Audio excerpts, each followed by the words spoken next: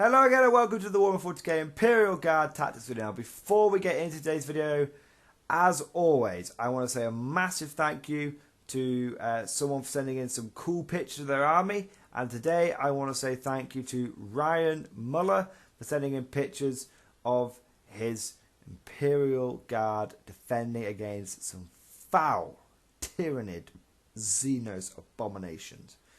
And I do believe I spied some heretical plague-like entities in the background as well. So, your army looks absolutely fantastic, Ryan. I really love the paint scheme. I love the mix. Well, you've gone for Steel Legion. There's a few converted models in there as well. It looks absolutely great. I love the Steel Legion models. I love the colour scheme you've gone with. I know a bit heretical, but I also really like the Tyranids in this. In these pictures as well. Yeah, absolutely fantastic army, mate. Thank you for sending in these pictures. If anyone, I believe you won first place in the Monsters and Machines and Best Scenic Board. Absolutely fantastic, in my opinion. Very well deserved. Beautiful army. If anyone else has any cool pictures they'd like me to use, please follow the link in the description below to my Facebook page and post them there. And if they look cool, then I will use them in one of my videos because I love showing off the hard work that you guys put into your armies. I really do. So, without further ado, let's take a look at today's video. So, earlier this week, or depending on when I post this, early last week, I had a battle with my pure infantry Imperial Guard army, and I won. It's the first time I'd used that was pretty much my I pulled out one of my 7th edition lists. I repointed it up. I used it for like 2 games before that battle report to get a bit of an idea of how I used to use the army, and then I was back in there, and I learned a few things from my battles. The first 2 battles were against Knights, so they don't really count because they're such a curveball. But that third game was against the Towers, against Johnny's Tower, and I learned a few things. I've talked about sort of my tactics and my lessons learned in a previous video, but I want to expand upon it here now because I've got a list idea. Okay, I've got a list idea, and I think it would be really powerful, and I think it would take my army to the next level. This pure infantry list, I think it would take it to the next level. I want to get some feedback from you guys. Of course, I will play test this, but any sort of early feedback I can get from you guys would be really appreciated. Absolutely fantastic. So, what I noticed in that battle was that in the long and short of it was that the units that were hanging back trying to provide fire support really struggled, and the units that were pushing forward, taking the fight to the enemy, did a lot better. Okay, so I want to take that. I want to take what worked and apply it to the whole army. So I want to have a very mobile infantry army, pretty Starship Trooper style. Lots of mobile infantry. Because what I also noticed was that I had a lot of points invested in heavy weapons, and those heavy weapons were really letting me down. And I was finding that my las guns were really picking up the slack and doing a lot more damage. Now, I'm not going to run a pure las gun army, but I am going to run something close. So what I was thinking was I need to make the army more efficient. I need it to be more aggressive. And I need it to be less faff. Less heavy weapons, just really getting in the enemy's face. And to that end, I sort of naturally found myself looking at the Death Corps of Krieg. Now, some of you may have noticed I put a Facebook status out earlier. They don't have just a little photo of the points values for the Krieg, just so they could just share with me privately. I'm not going to share it anywhere. Just so I could get a little vague idea of how the points for the Krieg work, because I want to get the book. I just want to have a little sneak preview first. And what I noticed, I did a little bit of research into the Krieg, and there's a few things which I really think that the Krieg get that lend themselves to this army that I'm trying to build. One they're immune to morale tests from shooting. That's absolutely fantastic. That's really, really, really good. And that would pretty much negate the need for me to have commissars. Because as I've noticed in Imperial Guard infantry squads, you tend to get ground down a little bit at long range and then you lose the last bits of your squad from battle shot. But when you get into close combat, everyone just dies. There's no one left alive most of the time to run away. A dedicated close combat unit goes into a couple of squads of guards and it's just going to chew through them. Battle shock's barely even a factor. And don't forget, guys, we're in a shooting meta. Shooting is the name of the game. Gunline, shooting and screening are really, really important. So I thought, if Krieg don't take morale tests, then despite the fact that they do cost 1 point more per guardsman, I'm almost saving, if I don't take my 3 Lord Commissars, that's 100, power fists. That's like over 100 points saved. That's the points that I would be spending on extra infantry squads, extra points for the infantry squad saved by not taking the Commissars. So that kind of balances out. Second point is Krieg units can't take heavy weapons in their infantry squads. Now this at first makes you think, ugh, they're not very good.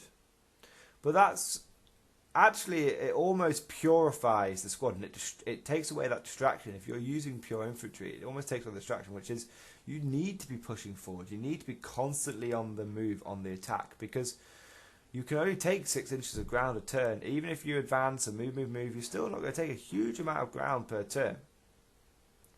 So you do need to be pushing forward. And so the Krieg, they take away the temptation to be static. They take that temptation away, and they just say, go forward and start getting into rapid fire range with those lasguns. Start getting into a good range with those lasguns. So that obviously lends itself to this idea of where my heavy weapons weren't really working, so I need more assault squads. So the Krieg, they don't take Deathcore Krieg, they don't take morale checks, so I can save some points there, or at least balance the points out, and I can be more aggressive. So it all sounds like it's working quite well. And then the third point, which I quite like, is they get a unit. So you have your basic infantry squads. These are 5 points per guy. Okay.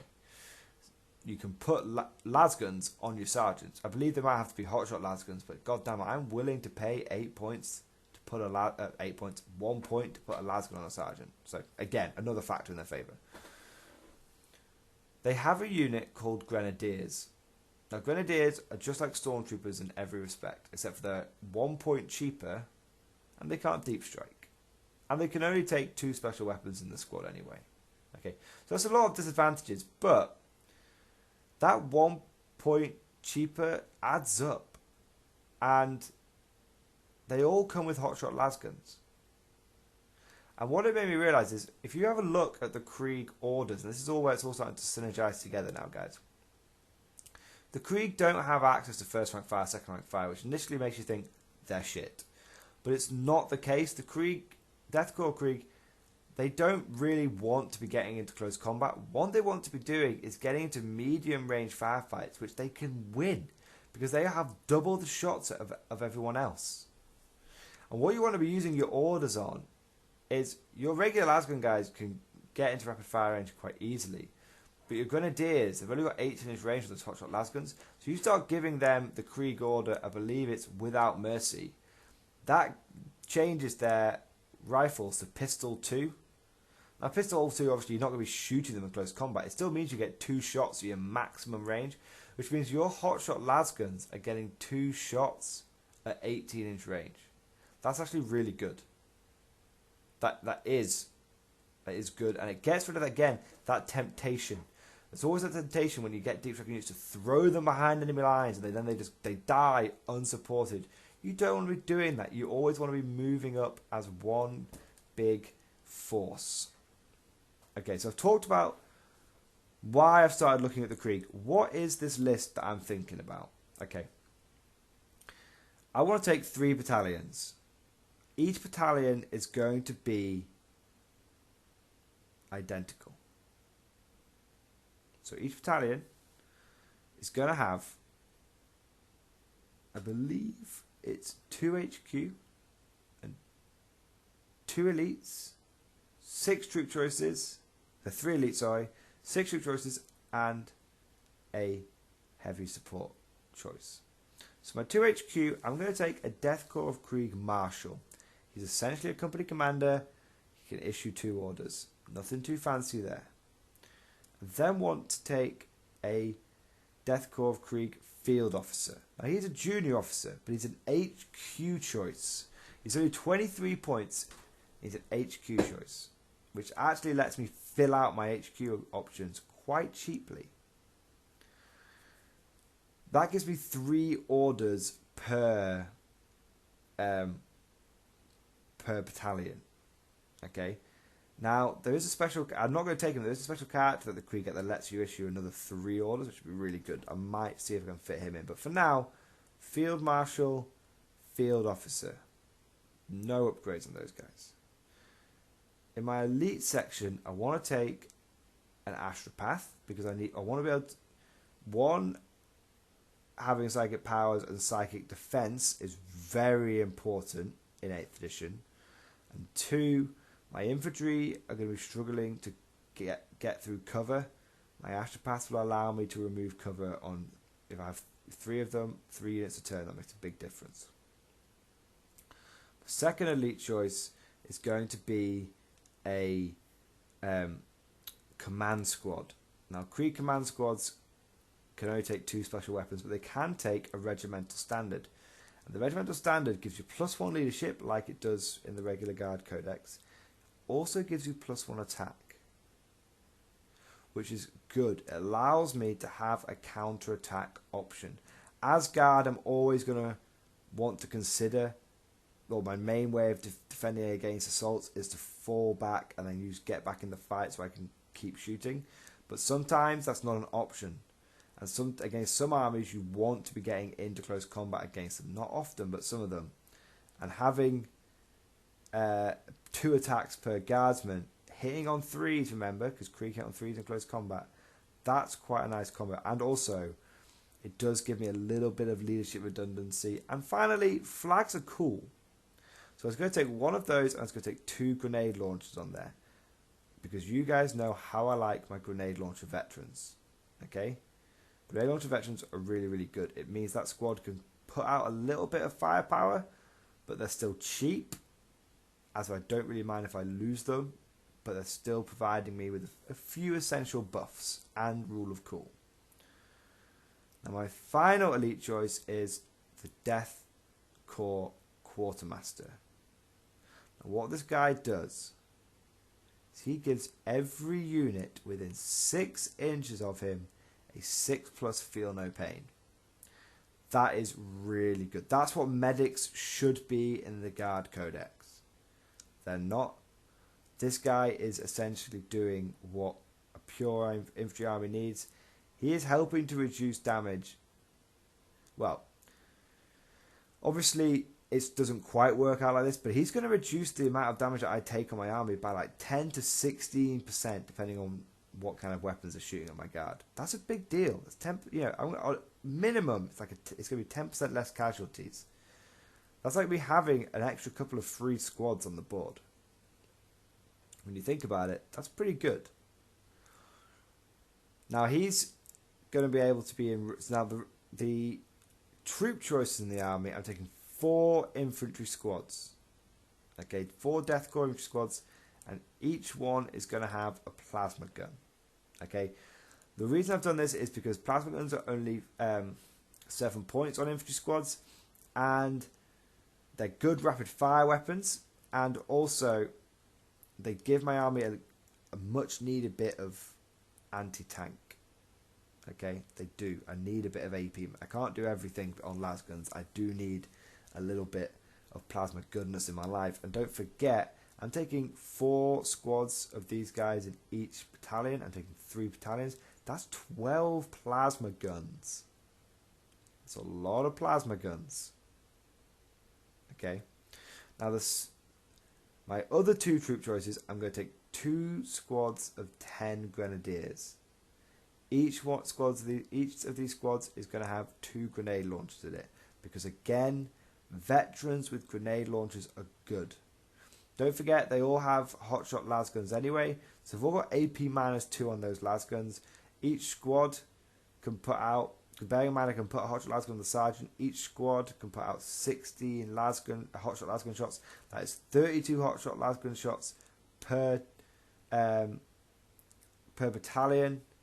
That comes to 96 hotshot lasgun shots in total from the army. Plus, if you include the command squads, that is 6 grenade launchers per battalion. That's 18 grenade launcher shots. So in terms of anti-tank, I'm going to have 12 plasma gun shots and 18 crack grenade launcher shots. That is pretty good. It's pretty good. And all those AP -2 lasgun shots, which will make a big difference as well. And the Grenadiers would be part of like the first wave, because they've got the 4+ save. So they're not objective secured, so they want to be getting up there in the enemy's grill, putting the pressure on them, whilst my regular infantry dig in around objectives. Now, the final part of the army is heavy weapon squads with 3 autocannons in each one. These are good, standard, reliable units. They're cheap. I think they're only 51 points in the Death Corps, which is amazing. They're cheap. They don't take morale from shooting, so there's no risk of someone killing 1 or 2 and the last one running away. Nope. They're cheap. They put out some decent firepower, and they provide me with that little bit of long range support. Just that little bit of long range support that I'm going to need. And again, it sort of helps me. It just provides me with that little bit extra punch as well. Now, that means in total I have 9 autocannons, 18 grenade launchers, and 12 plasma guns for cracking open vehicles and stuff. That's pretty good. That's pretty effective. So what that comes down to is I have 60 line infantry, then I have plus 10 guys for heavy weapons and command squads, plus 4 characters, and I do have 2 medical services as well, with each one of those battalions, but I'm not really counting those, which I think if you times all that by 3, I have 222 guys in the field. Now that is 30 less than the list that I took this weekend against the town. That is 30 less guys, which is concerning, but I'm thinking it will balance out, because A, 60 of my guys are going to have a 4+ save, which should make a little difference. All of my guys are going to have a 6-up feel no pain, and all of my guys will be immune to battle shock from shooting.